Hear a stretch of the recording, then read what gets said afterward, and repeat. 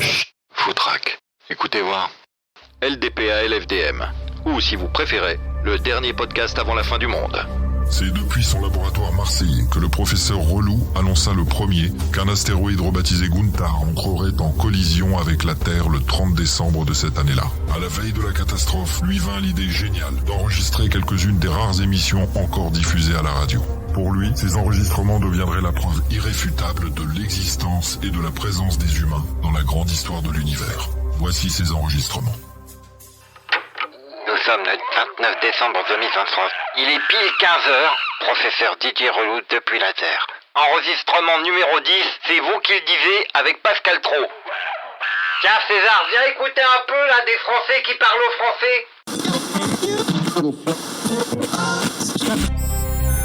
15h. C'est vous qui le disiez. Pascal Trot libère la parole.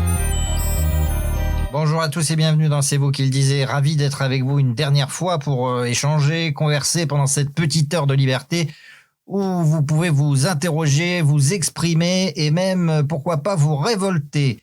Et ce, sur tous les sujets qu'ils vous touchent de près ou de loin et même sur des sujets sur lesquels vous ne connaissez rien, puisque nous considérons dans cette émission que la liberté, c'est aussi de pouvoir dire n'importe quoi.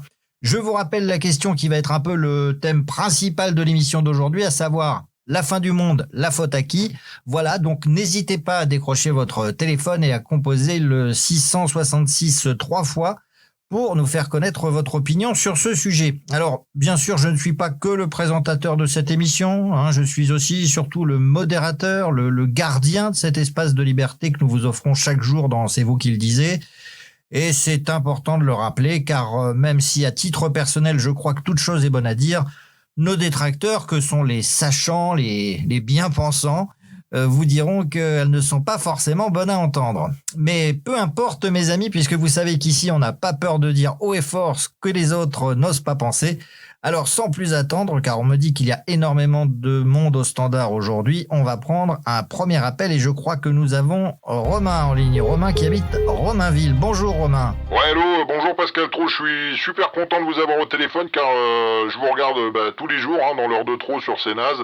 Et je suis un de vos plus grands fans, donc là c'est top quoi. Oui, alors là on est sur une autre chaîne, mais merci Romain, c'est très gentil à vous. On est sur Reteleux dans C'est vous qui le disiez, que vous écoutez aussi visiblement, mais c'est sympa de votre part. Allez, revenons à vos moutons Romain. Je vois sur ma fiche que vous souhaitez poser une question sur les étrangers et c'est une très bonne question, alors je vous laisse la poser. Ouais, merci Pascal. Non, moi plus qu'une question, c'est une véritable interrogation que je me pose, parce que tous les jours j'entends des gens se plaindre qu'il n'y a pas assez de place dans les abris pour accueillir tout le monde, et on est en droit de se demander ce que fait le gouvernement, quoi, parce que s'ils n'ont pas d'idée, moi j'ai des solutions Pascal. D'abord, pourquoi ils commencent pas par virer des abris tous les Français qui ne sont pas d'origine française ? Et puis les étrangers, n'en parlons pas. Moi je te fais sortir tout ça à coups de pied dans le cul, et puis ils ont qu'à aller s'abriter chez eux.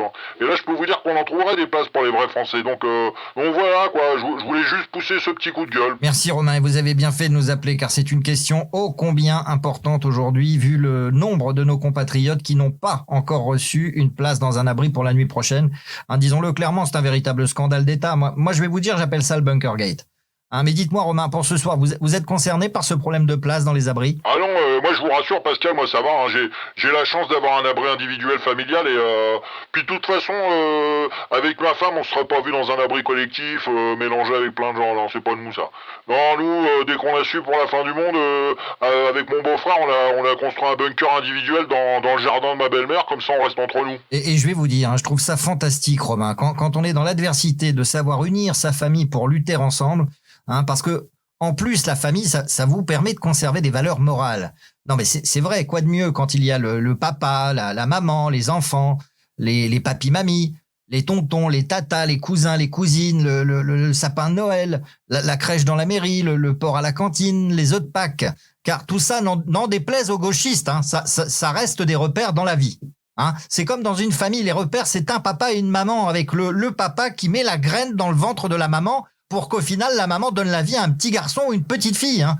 Alors que les bien-pensants se calment, et en particulier ceux de l'intelligentio, bobo, islamo, gaucho, woko, homo, féminosto, écolo de la rive gauche parisienne. Car personne, je dis bien personne, ne m'ôtera de la tête que si Dieu a voulu faire des trous dans maman, c'est pour que papa les remplisse. Et en tout cas, merci Romain. Je peux vous appeler Romain ? Bah bien sûr Pascal, en plus ça tombe bien, je m'appelle Romain.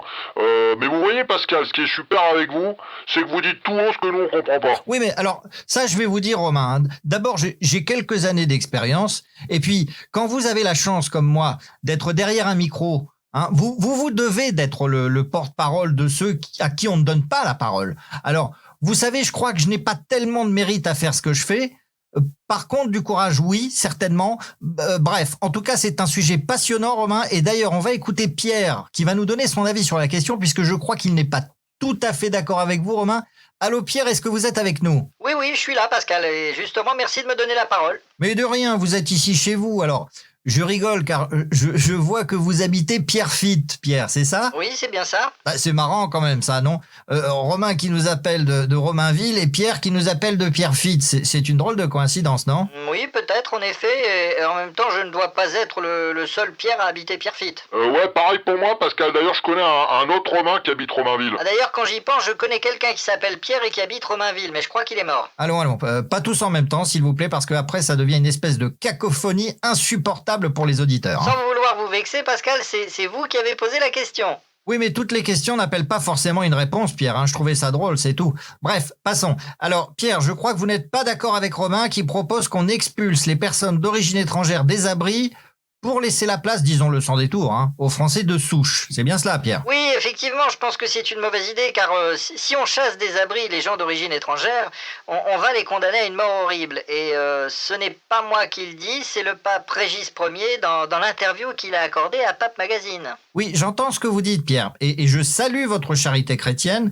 Cependant, que faites-vous des Français de souche qui sont en grande majorité des chrétiens et qui vont se retrouver ce soir condamnés à une mort horrible car ils n'auront pas obtenu de place dans un abri ? Vous comprenez bien, Pierre, que la charité, c'est bien, mais on pourrait peut-être d'abord être charitable envers nos semblables, non ? Enfin, moi, il me semble. Vous savez très bien que nous, les chrétiens, nous avons toujours su nous sacrifier pour les autres, Pascal. Regardez Jésus.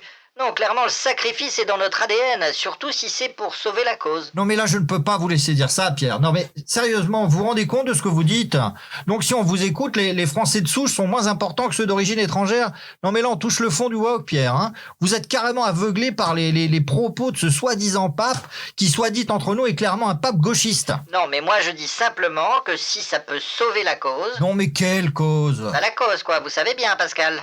Ah non, ne me jetez pas la pierre, Pierre, car je suis certain que les gens ne comprennent pas ce que vous voulez dire. Et moi le premier, Pierre. Bon, alors moi je dis simplement que si on chasse des abris les étrangers, on se prépare à avoir des problèmes plus importants. Très bien, lesquels ? Expliquez-vous, arrêtez de tourner autour du pot, enfin. Bon, vous êtes d'accord avec moi pour dire qu'une fois que la fin du monde sera terminée, on aura ce qu'on appelle un hiver nucléaire, qui nous empêchera de mettre le nez dehors pendant au moins 2 ans. Oui, et alors ? J'y viens. Et vous êtes d'accord aussi qu'un jour, il faudra bien sortir des abris, notamment pour commencer à reconstruire. Si on est encore en vie, oui, bien sûr, mais je ne vois pas le rapport. Eh bien, dites-moi comment vous reconstruisez le pays si vous n'avez pas d'étrangers, ou au moins des Français d'origine étrangère. Comment on fait ? Ah, la cause ! Mais oui, bien sûr, la cause. Ah, pardon, je n'y étais pas du tout, Pierre. Oui, la cause, quoi, enfin, Pascal. Vous commenciez à me faire peur. À un moment, j'ai cru que vous vouliez envoyer des Français de souche à l'extérieur pour voir si l'air était respirable. Non, bien sûr que non, mais... Non, parce que si on veut délirer un peu, demandons aussi aux Français de souche de reconstruire le pays. C'est ça que vous voulez, Pascal ? Non, bien sûr que non, mais c'est intéressant ce que vous nous dites, parce que si on réfléchit bien, ces étrangers nous seront redevables quelque part d'être encore en vie, et de ce fait, ils pourront travailler gratuitement en accomplissant toutes les tâches difficiles, par exemple. Voilà. Enfin, je retrouve votre intelligence naturelle. Non, mais vous savez, je me suis emporté. Pardonnez-moi, Pierre. Romain, qu'est-ce que vous pensez de l'idée de Pierre ? Ah non, c'est vachement bien, mais moi, pas trop non plus, quoi. Mais ça me fait penser que j'ai une voisine maghrébine et que si on l'enferme dans l'abri avec nous ce soir, elle pourrait être drôlement utile quand même. Hein. Ne jamais remettre à demain ce que l'on peut faire le jour même, Romain. Bah, surtout quand on sait que demain il sera trop tard, ouais. Tout à fait, mon vieux, foncez. En tout cas, merci, messieurs, de nous avoir appelés. Le sujet était vraiment très intéressant et je vous souhaite bonne chance pour la nuit prochaine, bien entendu. Allez, c'est vous qui le disiez, continue avec un nouvel auditeur au téléphone et nous allons écouter Christian qui nous appelle d'Hénin-Beaumont. Bonjour Christian. Oui, bonjour, ça va Pascal? Bonjour Christian, eh bien j'aimerais vous dire que ça va, mais malheureusement avec cette actualité dramatique, c'est difficile de le dire. Hein. Bah oui. Et en même temps, je ne fais pas partie des plus à plaindre, hein, puisque, et je ne m'en suis jamais caché, je fais partie des plus chanceux, des privilégiés, même disons-le clairement. Et ce n'est pas parce que j'ai un abri personnel de 400 mètres carrés ou parce que je gagne 40 000 euros par mois que je devrais pour autant m'excuser. Hein. Oui. Parce que quoi, j'ai réussi à gagner quelques sous grâce à mon travail. Ah ben... Hein, en tout cas, ça ne devrait pas faire de moi un criminel dans l'esprit de certains. Non mais c'est vrai, je déclare mes revenus, je paye mes impôts, et beaucoup d'impôts, hein, ça je peux vous le garantir. Ah non, mais moi je veux bien le croire. Je crois que je peux me regarder dans le miroir sans avoir à rougir de qui je suis. D'accord. Hein. Je n'ai encore jamais tué personne, et pourtant c'est pas l'envie qui manque parfois, surtout quand on voit ce qui se passe tous les jours dans ce bas monde. Mais qu'est-ce que vous voulez? C'est le monde dans lequel on vit aujourd'hui, n'est-ce pas Christian? Oui Pascal, bah franchement moi je sais pas trop quoi vous dire là. Alors ne dites rien Christian. Enfin, si dites-nous quand même le coup de gueule que vous souhaitez pousser à l'antenne aujourd'hui depuis cette superbe ville d'Hénin-Beaumont. Alors, moi je suis à Lens Pascal, hein. Et non, moi je veux pas pousser de coup de gueule, moi je veux surtout faire passer d'informations pour les gens quoi. Ah, le RC Lens. Ah ben ça. Quel club de foot fantastique, ça me rappelle des souvenirs de jeunesse quand j'étais journaliste sportif. Ah bon? Vous avez eu des grands noms du foot hein, qui sont passés chez vous, je pense à Raphaël Varane, Oui, peut-être, c'est Bernard possible. Lama, Didier Six aussi. Oh, moi vous savez Pascal, je suis pas trop foot, hein. Bref, on vous écoute Christian. Bon, il se trouve que je suis le responsable de l'Étoile du Nord. Ah, mais c'est formidable, vous tenez un restaurant de couscous Christian, sachez que j'adore ça le couscous. Ah non, pas du tout Pascal. L'Étoile du Nord c'est une association caritative qui depuis ses débuts, il vient en aide à ceux qui n'ont rien. D'accord. Ou vraiment pas grand chose, hein. Bon, puis quand on a appris que l'astéroïde il allait nous tomber dessus, on a décidé de trouver de l'argent pour aménager les anciennes galeries des mines de charbon pour les transformer en abris pour les gens, quoi. Alors, ces abris sont ouverts à tous, bien sûr, mais surtout aux sans-abri les plus défavorisés, quand même. Je vois, oui. Donc moi, je voulais dire aux gens qui écoutent votre émission qu'il nous restait encore environ 2800 places. Alors, bien sûr, il faut nous téléphoner et nous ferons le maximum pour héberger ces personnes et leurs enfants, par exemple. Je peux donner le numéro, Pascal? Oui, bien sûr. Alors, je résume la situation, Christian, pour que ce soit bien clair pour tout le monde. Vous nous dites que vous avez une association à Lens qui a fait construire un abri dans une galerie marchande d'Hénin-Beaumont et qu'à l'heure où on se parle, il vous reste 2800 places pour héberger des Français qui ne sauraient pas où aller. C'est bien ça, Christian? Oui, c'est presque ça, sauf que tout est à Lens, hein, dans les anciennes mines. Donc on n'a rien du tout à Hénin-Beaumont. Bon, et puis aussi, c'est pas que pour les Français, hein. On accueille tous ceux qui ont besoin de se mettre à l'abri. Alors, je peux donner le numéro de l'association, Oui, Pascal? non mais attendez Christian, ne vous emballez pas car pour qu'une information soit bien comprise, elle doit déjà être claire, précise et vérifiée, Christian. Ah ben nous, on a fait des petits flyers pour ça, on a un site internet, bien sûr, puis on a les petites cartes de visite. Non, là moi je vous parle du fond, Christian, et ça vous pouvez me croire, ce n'est pas clair du tout. Ah bon, d'accord. Et je m'excuse par avance d'être un peu direct, mais ça fait partie de mon rôle de modérateur dans cette émission, et il est très important ce rôle, il est même essentiel. D'accord. Car il permet de ne pas laisser dire n'importe quoi à n'importe qui sur l'antenne de Reteleux. On a une responsabilité vis-à-vis des millions de personnes qui écoutent cette station. Ok, bon. Donc vous voyez Christian, si cette radio me fait confiance, Oui. c'est aussi pour être le garant d'un code de bonne conduite que nous devons tous avoir les uns vis-à-vis des autres. Vous voyez où je veux en venir, Christian? Bah non, là je vous suis pas trop. Jouons cartes sur table, Christian. Bah oui, si vous si voulez. j'ai bien compris, vous nous dites que vous proposez des places dans des abris géants à n'importe qui. Bah oui, c'est ça, enfin... N'importe qui, pas vraiment, juste des gens qui ont besoin d'aide, quoi. Et même à des gens qui ne sont pas français, soyez honnête, Ouais, Christian. S'ils sont en danger de mort, je regarde pas leurs papiers, hein. Donc ça ne vous dérange pas d'affirmer haut et fort que vous préférez sauver des étrangers plutôt que des Français? Bah non, on a plein de Français aussi dans les mines, et en plus des étrangers. Non mais répondez-moi honnêtement, Christian. Est-ce que vous faites un tri, par exemple, pour choisir les personnes que vous accueillez? Ma question est simple. Non, on fait pas de tri, on fait rentrer tout le monde, hein. Donc prenons l'exemple. Si un mineur isolé vient chez vous pour obtenir une place, vous lui en donnez une ou pas? Ah bah ça, des anciens mineurs, à Lens, on en a plein. Oh là là, le niveau. Mais vous savez, Pascal, les gens qui viennent nous trouver, on leur demande pas le travail qu'ils faisaient avant, c'est pas notre problème, ça, hein. Pardonnez-moi, je vous parle de mineurs isolés migrants, comme ceux qui ont envahi Calais, par exemple. Un jeune étranger de moins de 18 ans, en situation irrégulière en France, vous l'hébergez ou pas, Christian? Bah, si c'est un jeune, Oui. qu'il est tout seul, Oui. et qu'il a besoin d'une place dans un bunker, Alors je vais pas lui demander de rentrer chez lui à des milliers de kilomètres pour se mettre à l'abri. Et pourquoi pas, Christian? Je sais pas, déjà je pars du principe que s'il s'est sauvé de son pays, c'était déjà pour se mettre à l'abri. Mais qu'est-ce que vous en savez? Je vais pas lui demander de retourner où il est pas en sécurité. Mais si. Pour se mettre à l'abri. Est-ce que je peux donner le numéro de Pascal? Non mais là vous faites semblant de ne pas comprendre ce que je vous dis. De quoi? Ou alors vous ne vous rendez pas compte. Enfin c'est très grave de laisser la porte ouverte à n'importe qui. Mais là je vous comprends Christian, pas. j'imagine que vous hébergez aussi des familles françaises, peut-être même des femmes seules avec des petits-enfants, des personnes âgées, que sais-je, des gens sans défense. Ah oui, un peu de tout, des Français, des pas Français, des mineurs, des gens de Calais, enfin, que des gens qui veulent être sauvés, Donc quoi. si je résume, Christian, vous nous dites que vous allez laisser des étrangers vivre au milieu de Français sans défense. Oui, voilà. Enfin, là, je sais pas, vous comprenez que vous invitez le loup à entrer dans la bergerie. Ah, y a pas de loup, Et alors. c'est très grave, ça, comme responsabilité, Christian. Vous vous en rendez Oh là là, compte ou mais pas? c'est n'importe Qui quoi vous qu'il dit que raconte, parmi hein. les étrangers que vous hébergez, il n'y a pas des voleurs, des violeurs ou des assassins qui seront là, tapis dans l'ombre, prêts à sauter sur les femmes, les enfants, à attendre le moment propice pour dépouiller les petits vieux de leur dernier trésor. Vous voyez où je veux en venir ou pas, Christian? C'est très grave ce que vous faites. Non, mais là, vous allez trop loin, Pascal. Moi, je crois qu'il faut pas voir le mal partout, puis c'est la fin du monde quand même. Bon, puis j'en ai marre. Je téléphonais juste pour dire qu'on avait encore des places pour mettre des gens à l'abri ce soir et je voulais donner le numéro de téléphone. Oui, à Hénin-Beaumont ou à Lens. On ne sait même plus tellement Mais vous si, nous c'est à embrouillez. Lens, bon Alors vous sang. savez, c'est très simple, hein, car je vous rappelle que cette émission a été voulue comme un espace d'échange et de liberté. Alors la liberté de parole, moi je vous l'ai donnée. Bah, je peux pas Mais en placer maintenant, une. comme vous ne voulez pas admettre que ce que vous faites est très grave, alors je crois qu'on n'a plus rien à se dire, Bah, si, Christian. le numéro. Donc voilà, je suis obligé de vous couper. J'ai horreur de jouer les censeurs, mais là vous m'y obligez, Christian. Voilà, ça a le mérite d'être clair. Ici, c'est un endroit où peuvent s'exprimer les gens honnêtes, sérieux. Ce n'est sûrement pas le rendez-vous pour des passeurs, des dealers ou des terroristes. Voilà, ceci étant dit, on va écouter Albert. Bonjour Albert, j'imagine que vous nous appelez d'Albertville. Ah non, pas du tout. Je suis à la Trinité-sur-Mer, Pascal. Bon, je vois que tout le monde a décidé de me contrarier aujourd'hui. Allez Albert, c'est à vous, on vous écoute. Oui, bonjour Pascal. Alors moi, je vous téléphone pour pousser un coup de gueule. Vous êtes au bon endroit Albert. Oui, non, parce que moi, j'en ai ras-le-bol qu'on nous rabâche sans arrêt que la chute de l'astéroïde va forcément détruire la planète, D'accord. et en particulier l'espèce humaine. Bah, effectivement, il y a une espèce de pensée unique dans les médias en ce moment pour nous dire qu'il n'y a plus d'espoir. Malheureusement, Albert, il faut aussi reconnaître que presque tous les scientifiques du monde entier s'accordent à dire que cette fois-ci, c'est la Oui, fin. et alors?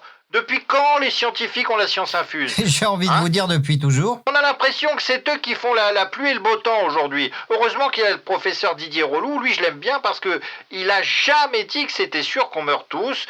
Tiens, d'ailleurs, je sais pas si vous avez vu, mais il vient de twister il y a quelques minutes que selon ses derniers calculs, l'astéroïde pourrait tomber sur l'Algérie. Ah non, en effet, je n'ai pas vu ce twist du professeur Relou. La régie, s'il vous plaît, vous pourriez regarder, m'en dire plus sur cette info? Car si elle s'avère exacte, ce serait la première bonne nouvelle de la journée. Oui, sauf que là-bas, maintenant, ils doivent tous chercher à se sauver. Et vous croyez qu'ils vont aller où? Bah chez nous, pardi. Alors, vous parlez d'une bonne nouvelle, Pascal? Attendez, ça y est, Albert. J'ai le twist du professeur Relou sous les yeux qui dit, je vous le lis en direct, hein. Selon mes derniers calculs, l'astéroïde Gunther devrait s'écraser sur l'Algérie la nuit prochaine, sauf en cas de fort vent d'Est, là, il pourrait s'écraser sur l'Argentine. Hashtag vengeance, hashtag voleur, hashtag bienfait, MDR. Bon, j'ai envie de dire, Albert, que dans les deux cas, pour les Français, c'est une bonne nouvelle. Ah ben moi les deux ça me va, mais le mieux ce serait que l'astéroïde Gunther il se casse en deux, comme ça il y a un bout qui tombe sur l'Algérie et l'autre bout sur l'Argentine. Et là c'est un strike. Oui, c'est bien Albert de savoir garder le sens de l'humour, même la veille de la fin Oh du ben on monde. va pas chialer non plus. Ah, attendez Albert, là je dois dire que c'est à la fois une immense surprise et un honneur puisqu'on me dit que nous avons Éric Zemmour en ligne, qui nous appelle d'Alger je crois. Allô, Éric Zemmour, est-ce que vous m'entendez Éric? Oui, je vous entends, Pascal. Et vous, ça va, vous m'entendez bien? Alors, il y a un peu d'écho quand même, mais je ne sais pas. Vous pouvez vous déplacer un petit peu?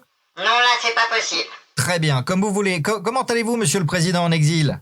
Bon, pas de salam contre nous, Pascal. Faites simple, appelez-moi président Zemmour. Très bien, président Zemmour. Alors, il y a quand même beaucoup d'écho, hein. Vous n'avez vraiment pas la possibilité de vous déplacer juste un peu, président? Non, je ne peux pas, Pascal. C'est vraiment impossible. Car pour tout vous dire, actuellement, nous sommes cachés avec Eric Ciotti dans les toilettes handicapées de l'aéroport d'Alger. Eh bien, bonjour, Pascal.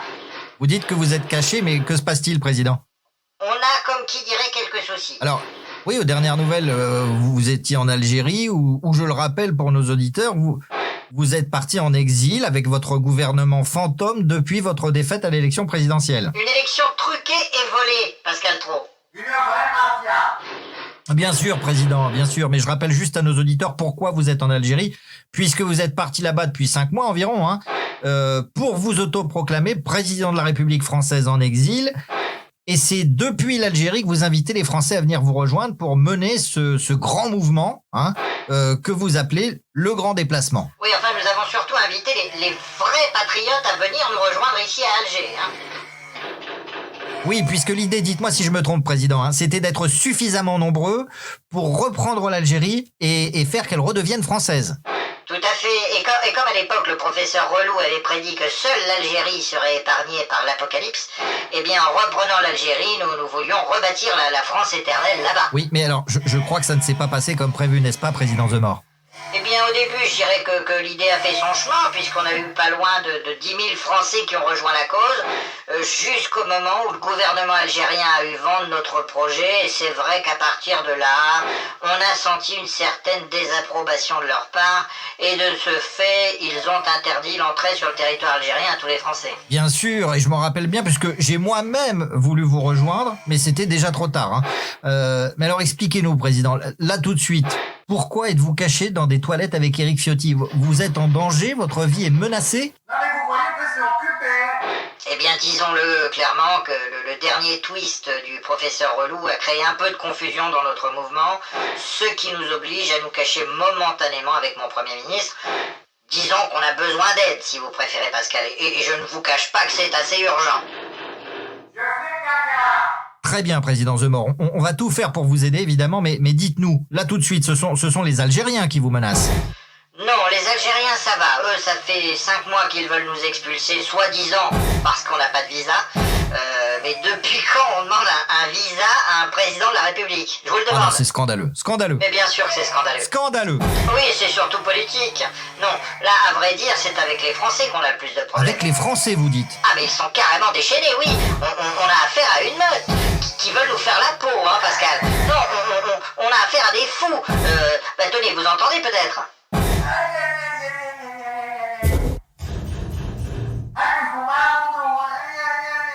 Oui, en effet, on entend, mais pourquoi veulent-ils s'en prendre à vous, président ?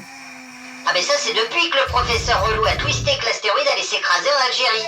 Et du coup, ils prennent vraiment très mal le fait qu'on leur ait demandé de nous rejoindre ici. Mais qu'est-ce que j'y peux, moi ? Non, mais c'est complètement fou, cette situation, président.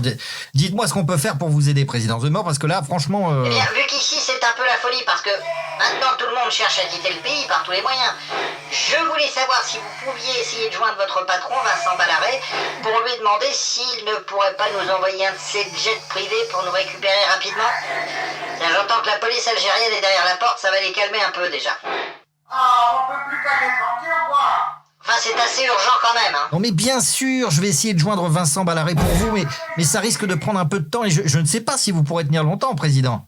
Je ne sais pas si Éric Ciotti va tenir longtemps parce que je l'ai mis en travers de la porte pour la renforcer, si vous voulez.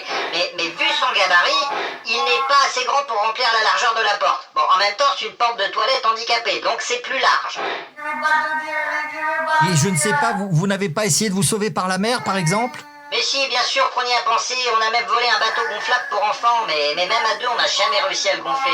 Du coup, on est venu tenter notre chance à l'aéroport. Je vais pas te dire. Bon, écoutez, alors là, je n'ai pas d'autre choix que d'interrompre l'émission pour tenter de venir en aide à Éric Zemmour. J'espère que ceux qui avaient encore des sujets à aborder comprendront la situation qui est extrêmement grave. Albert, que j'ai coupé tout à l'heure, vous ne m'en voulez pas trop, j'espère, surtout que je suis sûr que vous aviez des choses passionnantes à nous raconter. Non, ne vous inquiétez pas, Pascal, je comprends tout à fait l'urgence de la situation, et moi, de toute façon, je voulais juste vous dire que j'avais découvert la preuve que la Terre est plate. Eh oui, quel dommage. Bon, bah enfin, c'est comme ça, qu'est-ce que vous voulez ? En tout cas, bonne chance, Albert. Eric, monsieur le président, vous restez en ligne. Je téléphone immédiatement à Vincent Ballaret pour voir ce qu'on peut faire pour vous. D'accord, Pascal. Et avec un peu de papier toilette, ce serait vraiment sympa. Voilà, à tous les fidèles de cette émission, un immense merci. Vraiment, vraiment, vraiment, grâce à vous et aussi un peu grâce à moi quand même, nous avons fait, je pense, chaque jour un peu plus avancer la vérité dans ce monde de fake news et de menteurs. Voilà, je nous souhaite à tous, nous les patriotes, de survivre à la fin du monde de ce soir. Il est temps pour moi de rendre l'antenne, vous le comprenez bien. C'était Pascal Trot qui vous embrasse. Ciao.